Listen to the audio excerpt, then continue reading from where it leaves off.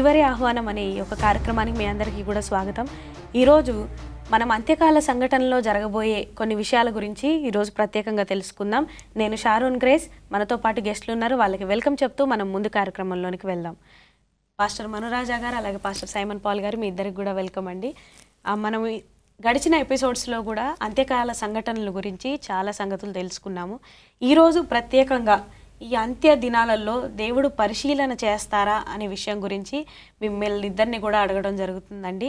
మీరు తప్పకుండా మాకు బైబిల్ నుండి ఆధారాలు చూపిస్తూ చక్కగా మాకు వివరిస్తారని ఆశపడుతున్నామండి.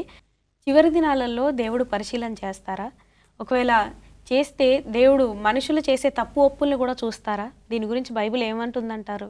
అవునండి, ఖచ్చితంగా ఇది ఇప్పటి నుంచే ఉన్నది కాదు, ఆది నుంచి కూడా ఖచ్చితంగా దేవుడు పరిశీలన విచారణ అనేది చేస్తూనే ఉన్నారు. దేవుడు విచారణ చేయకుండా ఏది కూడా తీర్పు ఇవ్వడం కానీ లేదంటే ఆయన శిక్షని ఒకరి మీదకి తీసుకొని రావడం కానీ ఎట్టి పరిస్థితుల్లో కూడా దేవుడు చేయరు. విచారణ అనేది ఖచ్చితంగా దేవుడు జరిగించిన తర్వాతే ఇది జరుగుతుంది. మనం ఒకసారి 2వ దినవృత్తాంతములు 16వ అధ్యాయము 9వ వచనాన్ని చదువుదాం. 2వ దినవృత్తాంతములు 16వ అధ్యాయము 9వ వచనము. తన ఎడల యథార్థ హృదయం గలవారిని బలపరచుటకై యెహోవా కనుదృష్టి లోకమందంతటా సంచారము చేయుచున్నది. యథార్థ హృదయం గల వారందరినీ కూడా దేవుడు బలపరచడానికి ఆయన కనుదృష్టి అంతా కూడా లోకమంతా సంచారం చేస్తున్నది అని చెప్పేసి చెప్తా ఉన్నది. మీరు అన్నారు కదా, విచారణ చేసేటప్పుడు తప్పొప్పులు చూస్తారని. దేవుడు ఖచ్చితంగా అన్నీ తెలుస్తాయి. దేవుడికి ప్రతి ఒక్కటి కూడా గ్రంథాలలో లిఖితమై ఉంటుందని చెప్పేసి మనకి వాక్యం తెలియజేస్తూ ఉన్నది. దేవదూతలు కూడా మనల్ని ఎల్లప్పుడూ కూడా చూస్తూనే ఉన్నారు. మనం ప్రతి విషయంలో కూడా మనం తీసుకునే నిర్ణయాల్లో కూడా చాలా జాగ్రత్తగా ఉండాలి. అయితే మనం నోహు గారి దినాల్లో కూడా అక్కడ ఉన్న ప్రపంచం భూమి అంతా కూడా పాపం అంతా కూడా ఎక్కువైపోయి ఆకాశాన్ని అంటినట్టు మనం అక్కడ 6వ అధ్యాయంలో చూసుకోవచ్చు, ఆదికాండంలో. అయితే ఇక్కడ దేవుడు మొత్తం భూమి అంతటిని కూడా విచారణ చేసినప్పుడు నోహు గారు నీతిమంతుడిగా కనిపించిందని మనకి వాక్యంలో ఉన్నది. మనం ఒకసారి అది కూడా చదువుకుందామండి. ఆదికాండము 6వ అధ్యాయము 8, 9 వచనాలు ఒకసారి చదువుదాం. ఆదికాండము 6వ అధ్యాయము 8, 9 వచనాలు. అయితే నోవాహు యెహోవా దృష్టి యందు కృప పొందినవాడాయను. నోవాహు వంశావళి ఇదే. నోవాహు నీతిపరుడును తన తరములో నిందారహితుడునై ఉండెను. నోవాహు దేవునితో కూడా నడిచెను. చాలండి. ఇక్కడ దేవుడు విచారణ చేసినప్పుడు భూమి అంతట్లో కూడా నోహు గారు నీతిమంతుడిగా కనిపించిండు. ఆయన దేవునితో నడిచిన వాడిగా కనిపించడం మనం ఇక్కడ చూసుకుంటా ఉన్నాం. అదే కనుక ఈ నీతి ఇది లేకపోతే ఎవరు కనిపించే వాళ్ళు కాదేమో. మనం 6వ అధ్యాయంలోనే చూసుకోవచ్చు. భూమి అంతా పాపం ద్వారా నిండిపోవడం ద్వారా దేవుడు మనుషుల్ని సృష్టించడానికి సంతాపపడినట్లు మనం చూసుకుంటా ఉంటాం. భూమి అంతటి కూడా జలప్రలయం ద్వారా నాశనం చేయాలనుకుంటా దేవుడు. కానీ కేవలం ఒక్క మనుషుడి ద్వారా భూమి అంతటిని కూడా దేవుడు మళ్ళీ పక్షుల్ని కానీ జలరాశుల్ని కానీ ఈ జంతువుల్ని కానీ దేవుడు కాపాడి వారి ద్వారా నోవహు గారి ద్వారా సంతానాభివృద్ధి అనేది జరిగించడం మనం ఇక్కడ చూసుకుంటూ ఉంటాం. కేవలం ఒక మనుషుడి ద్వారా దేవుడు ఆగుతారా అనంటే, ఒక్క మనుషుడి కోసం ఆగుతారా అంటే మనం అబ్రహాము లోతు దగ్గర చూసుకోవచ్చు. సొదొమ గొమొర్రా పట్టణం గురించి అబ్రహాం గారు దేవుడిని అడుగుతూ ఉంటారు. 50 మందిని 20 మందిని 10 మందిని 5గురిని ఒక్కళ్ళని అడిగితే ఒక్కళ్ళున్నా సరే నేను కాపాడతా అని చెప్పేసి, నేను ఆ ప్రదేశాన్ని నాశనం చేయకుండా ఆపుతా అని చెప్పేసి దేవుడు చెప్పడం మనం చూసుకుంటూ ఉంటాం. అవును, ఖచ్చితంగా దేవుడు ప్రతి విషయాన్ని కూడా విచారణ చేస్తారు. విచారణ చేసినప్పుడు నీతిమంతులు ఎవరున్నారో లేదంటే అవినీతిగా జీవించే వాళ్ళు ఎవరున్నారో కూడా ఖచ్చితంగా దేవుడి దగ్గర ఒక లెక్క అనేది ఉంటుంది. నీతిమంతులుగా ఎవరైతే ఉన్నారో వారికి దేవుని ప్రణాళిక అనేది ఖచ్చితంగా ప్రత్యేకంగా ఉంటుంది. ఆ ప్రణాళిక ఏంటిదో మనం తెలుసుకొని దాన్ని నెరవేర్చేవారిగా మనం ఖచ్చితంగా ఉండాలి. ఈవెన్ మనకి ఆదికాండం స్టార్టింగ్లోనే అవ్వాదాము వాళ్ళిద్దరి గురించి కూడా దేవుడు విచారణ చేస్తూ ఉన్నారు. నేను తినొద్దన్న పండు మీరేమైనా తిన్నారా, ఆదాం ఎక్కడున్నావు అని అడుగుతూ ప్రారంభమైంది. అంటే ఇన్వెస్టిగేషన్ అని జరుగుతుంది, పరిశీలన చేస్తూ ఉంటారు ఎక్కడ ఏం జరుగుతూ ఉన్నది, వాళ్ళు మంచి పద్ధతిలో ఉన్నారా లేకపోతే ఏదైనా తప్పు చేస్తున్నారా అనేది ఖచ్చితంగా దేవుడు గమనిస్తూనే ఉన్నారు. అందుకే మనకి ఇంకా 5వ అధ్యాయము ఆదికాండము 21వ వచనం మనం గమనించినప్పుడు ఎనోకు గురించి, తర్వాత మెతుసెలా గురించి, వీరు దేవునితో నడిచారు అని చెప్పని చెప్తా ఉన్నారు. అంటే దేవుడు ఎవరు తనతో నడుస్తున్నారు, ఎవరు దేవునికి వ్యతిరేకంగా వెళ్ళారు, ఎవరు దేవుని మార్గం తప్పిపోయి వేరే చెడు మార్గాల్లో తిరుగుతున్నారు అనేది ఎప్పుడు కూడా గమనిస్తూనే ఉన్నారు, వాటిని పరిశీలిస్తూనే ఉన్నారు. ఇంకా దీని గురించి ఏమైనా వివరణ ఇస్తారా పాస్టర్ గారు? తప్పకుండా. ఇంకా మనం లోతు కాలంలో గమనించినప్పుడు లోతు గురించి కూడా ఒకసారి చూద్దామండి. ఆదికాండము 19వ అధ్యాయము 13వ వచనం ఒకసారి చదువుదాం. ఆదికాండము 19వ అధ్యాయము 13వ వచనం నుంచి ఒకసారి చూద్దామండి. ఇక్కడ మేము ఈ చోటు నాశనము చేయవచ్చితిమి, వారిని గూర్చిన మొర యెహోవా సన్నిధిలో గొప్పదాయను గనుక దాని నాశనము చేయుటకు యెహోవా మమ్మను పంపెనని చెప్పగా, లోతు బయటకు వెళ్ళి తన కుమార్తెలను పెండ్లాడనయ్యున్న తన అల్లుళ్లతో మాటలాడి, లెండి ఈ చోటు విడిచిపెట్టి రండి, యెహోవా ఈ పట్టణమును నాశనము చేయబోచున్నాడని చెప్పెను. అయితే అతడు తన అల్లుళ్ళ దృష్టికి ఎగతాళి చేయువాని వలె ఉండెను. ఇక్కడ మనం గమనించినప్పుడు దేవుడు ముందుగానే లోతు కుటుంబాన్ని ఏర్పరచుకున్నారు. ఆయన విధానం ఎట్లా ఉంది, మిగతా వాళ్ళు ఎలా ఉన్నారు, లోతు ఎలా ఉన్నారు అనేది గమనించి లోతు కుటుంబం కోసమని దేవుని దూతలను ఆయన పంపించడం జరుగుతూ ఉన్నది. సో వాళ్ళ కుటుంబం మాత్రం అక్కడ దేవుని ఇన్స్ట్రక్షన్స్ తోటి మళ్ళీ వాళ్ళకి ఉన్నాయన్నీ కూడా విడిచిపెట్టి వెళ్ళాల్సిన పరిస్థితి వచ్చింది. దేవుని ఆజ్ఞను వాళ్ళు గమనించారు, వాటిని అంగీకరించి ఆ ఊరిని వాళ్ళు విడిచిపెట్టి వెళ్ళారు కనుకనే వాళ్ళు క్షేమంగా ఉన్నారు. వెళ్తున్న క్రమంలో కూడా మళ్ళీ ఎప్పుడైతే వాళ్ళ భార్య వెనక్కి తిరిగి చూసిందో అప్పుడు మళ్ళీ ఆమె ఉప్పు స్తంభంగా మారిపోయింది. ఈ కథ మనందరికీ తెలుసు, ఇది జరిగిన విషయం ఇది. సో ఇక్కడ మనము దేవుని ఆజ్ఞకు కంప్లీట్గా లోబడాలి. సగం వెళ్ళిన తర్వాత మళ్ళీ వెనక్కి తిరిగి ఇన్ని రోజులు మళ్ళీ నేను ఎందుకు చేశాను, ఒక పని మనం దేవుడు మనకి ఇచ్చినప్పుడు కంప్లీట్గా దాంతో మనం వెళ్తూ ఉంటే అప్పుడు దేవుని దృష్టికి మనం నీతిమంతులుగా కనిపిస్తాం. లేనట్లయితే మనం మధ్యలో దేవుణ్ణి విడిచిపెట్టిన వాళ్ళం అవుతాం. చాలా చక్కగా చెప్పారండి. మనము ఒక చిన్న విరామం తీసుకొని మళ్ళీ కలుద్దాం. చూశారు కదండి, ఇప్పటి వరకు పాస్టర్ గారు వాళ్ళు ఎంతో చక్కగా ఈ విషయాలన్నీ కూడా మనకి తెలియజేస్తూ ఉన్నారు. ఇంకా ఒక చిన్న విరామం తీసుకొని మరిన్ని విషయాలు మనం తెలుసుకుందాం. చివరి ఆహ్వానం అనే కార్యక్రమానికి మీ అందరికి కూడా తిరిగి స్వాగతం. మనం ఇప్పటి వరకు కూడా అంత్యకాలంలో జరిగే యొక్క పరిశీలన గురించి కొన్ని విషయాలు తెలుసుకున్నాం. ఇంకా మరిన్ని విషయాలు తెలుసుకోవడానికి గాను పాస్టర్ గారిని అడిగి మనం తెలుసుకుందాం. పాస్టర్ గారు, ఇంతవరకు కూడా ఈ యొక్క అంత్యకాలంలో పరిశీలన జరుగుతుందని చెప్పారు. అయితే ఈ పరిశీలనలో ఎన్నుకున్న వారికి ఏమైనా బాధ్యతలు ఇస్తారా దేవుడు? అవునండి, ఇక్కడ ఎన్నుకున్న వారికి అని మనం చూసుకున్నట్టయితే ముందుగా దేవుడు ఎవరైతే నీతిమంతులుగా ఉన్నారో వాళ్ళు విచారణ చేసి వాళ్ళని దేవుడు కనుగొంటున్నారు. కనుగొన్న తర్వాత దేవుడు వాళ్ళతో మాట్లాడడం కూడా జరుగుతూ ఉన్నది. మాట్లాడి ఒకవేళ దేవుడు ఆ ప్రదేశాన్ని అంతం చేయవలసి ఉన్నదని అన్నట్లయితే ఆ ప్రదేశం నుంచి అక్కడ నుంచి బయటకు వెళ్ళమని చెప్పేసి చెప్పడం జరుగుతూ ఉన్నది. అయితే ఇక్కడ వెళ్ళే ముందు ఇక్కడ నోహు గారి విషయంలో చూసుకున్నట్లయితే అక్కడ ఆయనకు ఒక బాధ్యతను అప్పచెప్పారు. నువ్వు ఓడగట్టాలి, ఓడగట్టి నువ్వు కట్టిన అన్ని రోజులు కూడా సువార్త చేయాలి. సువార్త చేసి జంతువులతో పాటు పక్షులతో పాటు నీ కుటుంబాన్ని కూడా నువ్వు లోపలికి ఎక్కించాలని చెప్పేసి చెప్పడం జరిగింది. మనం ఈ విషయాన్ని ఒకసారి ఆదికాండం 6వ అధ్యాయం 22వ వచనంలో చదువుకుందాం.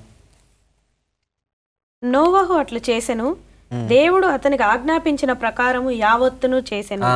నోవహు గారు ఒక్క మాట కూడా తప్పకుండా దేవుడు ఆజ్ఞాపించిన యావత్తు కూడా చేశారంట.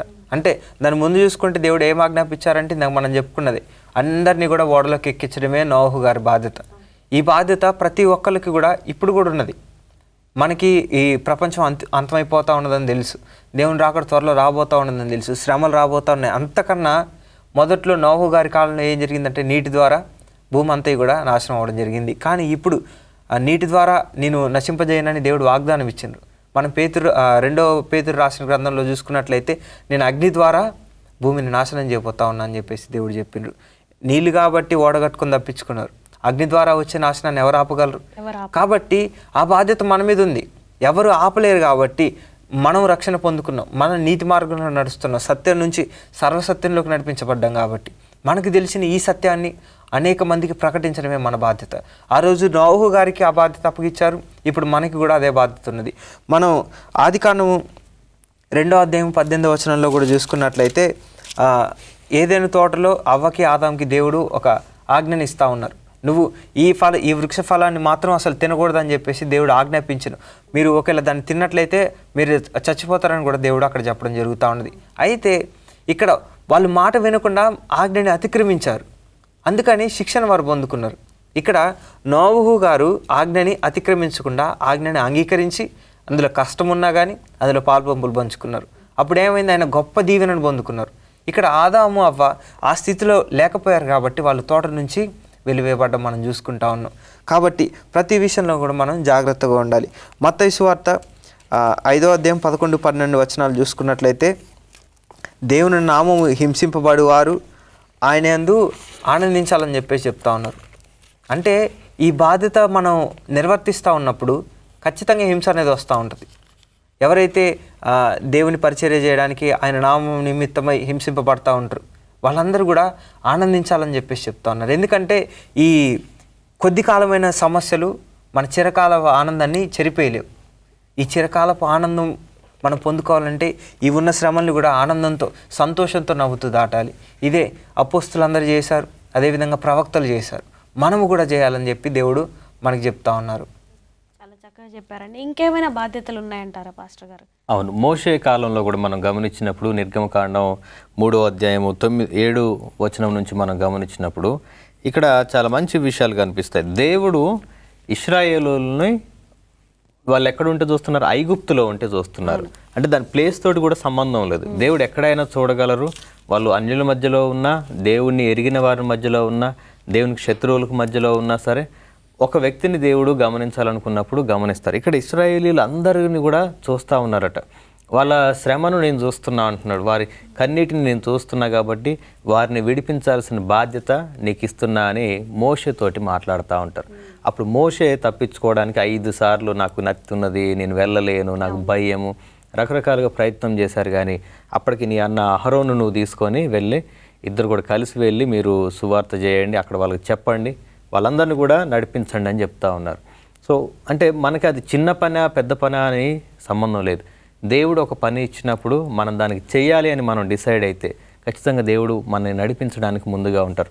మోషే ఒక్కడు అన్ని వేల మందిని, అన్ని లక్షల మందిని, సుమారుగా 30 లక్షల మంది ఆడవాళ్ళు, మగవాళ్ళు, చిన్నపిల్లలు, పెద్దలు, వృద్ధులు, యుద్ధం చేయగలిగిన వారు, చేయలేకపోయిన వారు, మరి యవనస్తులు అందరినీ మనం గమనించినప్పుడు సుమారుగా 30 లక్షల వరకు అక్కడ ఉన్నారు.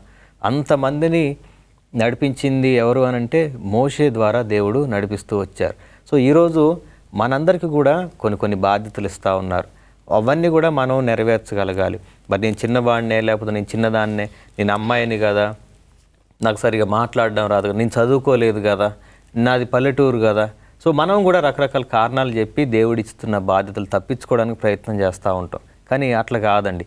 మన ప్రతి పని మనం చేయగలగాలి. దేవుడు మనకి ఏదైతే బాధ్యత ఇచ్చారో దాన్ని మనం చక్కగా చేయగలిగితే దేవుడు ఖచ్చితంగా మనల్ని లీడ్ చేయడానికి ఆయన ఉన్నారు, మనం నడిపించడానికి.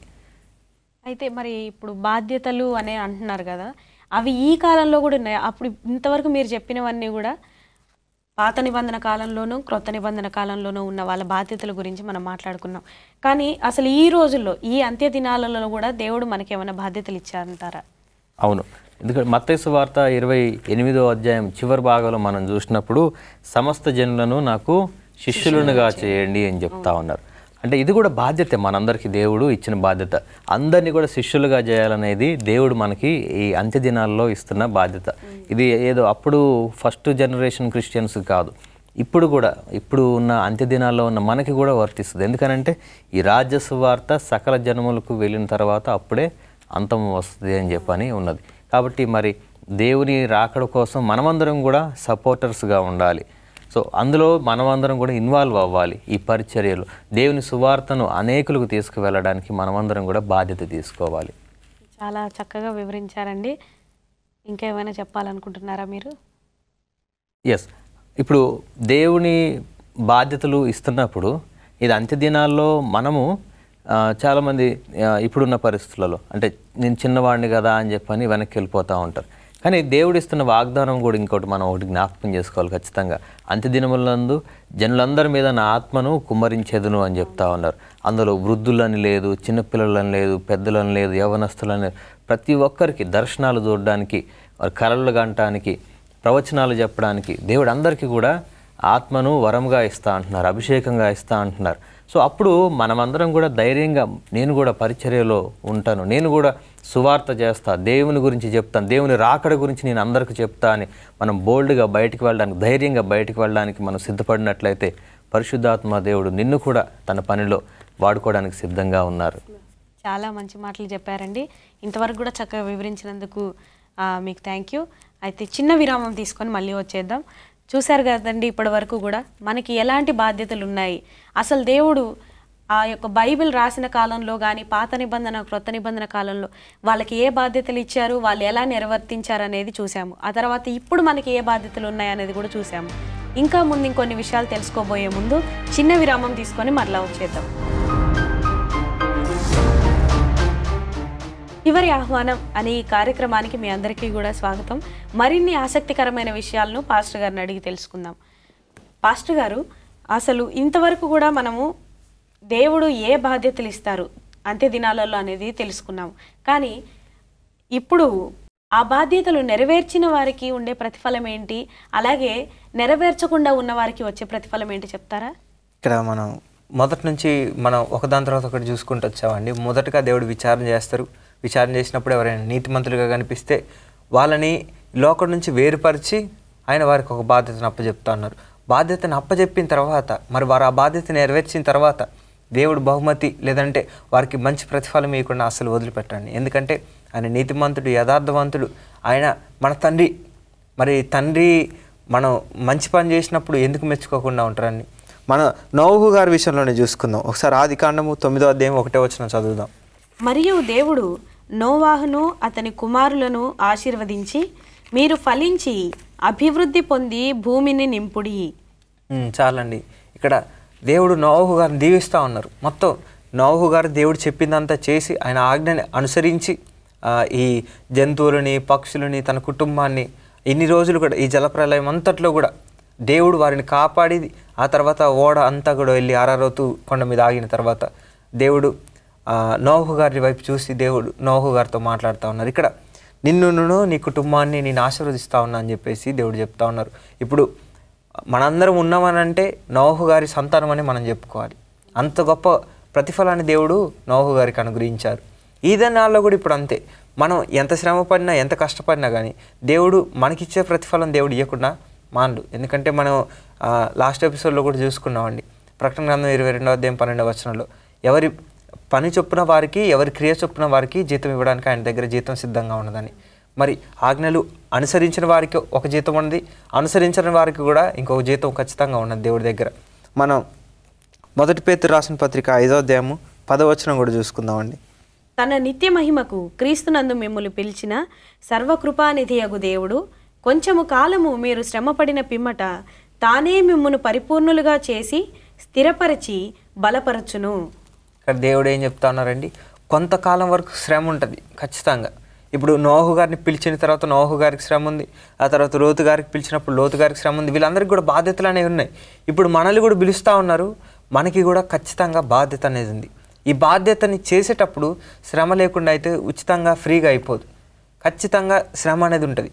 కానీ మనం అర్థం చేసుకోవాలి, ఈ చిన్న శ్రమన లేదనంటే దేవుడి ఆజ్ఞలు పాటించకుండా దేవుని మాటని మీరి దేవుని దగ్గర నుంచి వచ్చే పెద్ద శ్రమను పొందుకోవాలా.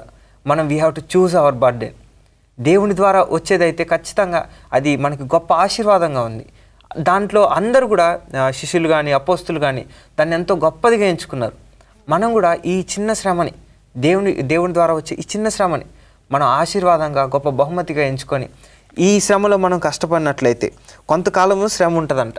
దాని తర్వాత తానే మనల్ని బలపరిచి పూర్ణులుగా చేసి ఆయన మనల్ని స్థిరపరుస్తారని చెప్పేసి వాక్యం సెలవిస్తూ ఉన్నది. అంటే దేవుడే ఈ శ్రమలో కూడా దేవుడు మనల్ని విడిచిపెట్టట్లేదు. ఈ శ్రమలో కూడా దేవుడు మనతో ఉన్నాడు. శ్రమలో కూడా దేవుడు మనతో ఉండి ఈ శ్రమను దాటిచ్చి ఆ తర్వాత మన ద్వారా ఎంతమంది అయితే రక్షించబడతా ఉన్నారు వాళ్ళందరినీ కూడా దేవుడు దీవించిపోతూ ఉన్నారు. ఈరోజు ఈ రక్షణ నా ఒక్కడిదే కాదు, నేను ప్రయాసపడితే నా ద్వారా అనేక మందిది అని చెప్పేసి మనం గ్రహించాలి. చాలా చక్కగా వివరించారండి.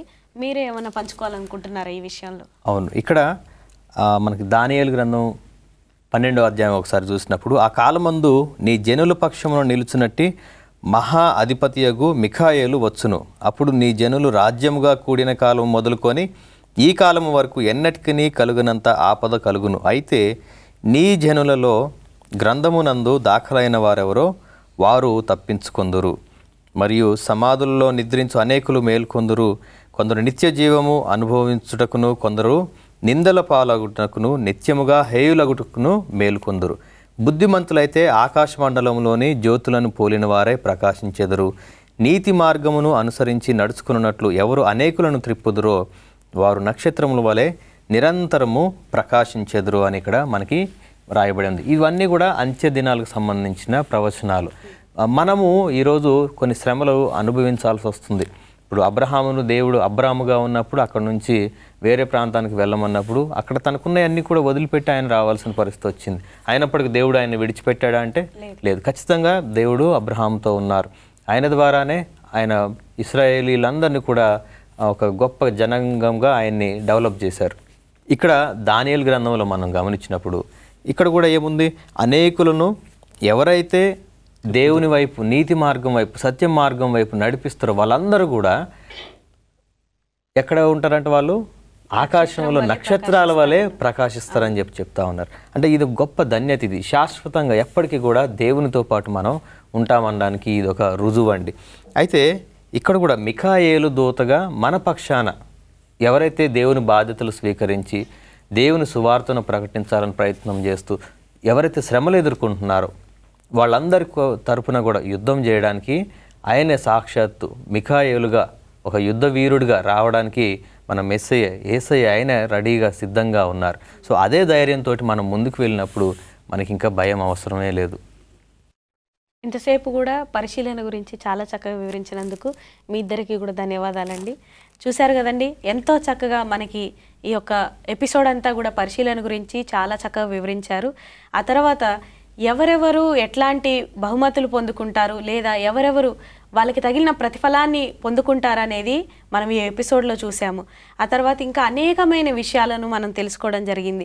అబ్రహాము విషయమేమి, లోతు విషయమైనా సరే, దానియేలు విషయమైనా సరే, వాళ్ళు ఏమేం చేశారు, దానివల్ల వాళ్ళు ఏ ప్రతిఫలం పొందుకున్నారని మనం తెలుసుకున్నాం. అలాగే మన జీవితంలో కూడా మనకి కూడా పరిశీలన ఖచ్చితంగా ఉంటుంది. కాబట్టి మనం ఎప్పుడైతే దేవుని ద్వారా ఎన్నుకోబడతామో ఆ తర్వాత మనకి దేవుడు అప్పచెప్పిన బాధ్యతలను మనం ఎలాగైతే పూర్తి చేస్తామో దాన్ని బట్టి మనకొచ్చే ప్రతిఫలం కూడా తప్పకుండా మనకు వస్తుంది. కాబట్టి మనం అందరం కూడా మంచి ప్రతిఫలాన్ని పొందుకొని ఆయన రాజ్యంలో ఉండాలని నేను ఆశిస్తున్నాను. అట్టి రీతిగా దేవుడు మనల్ని అందరినీ దీవించును గాక.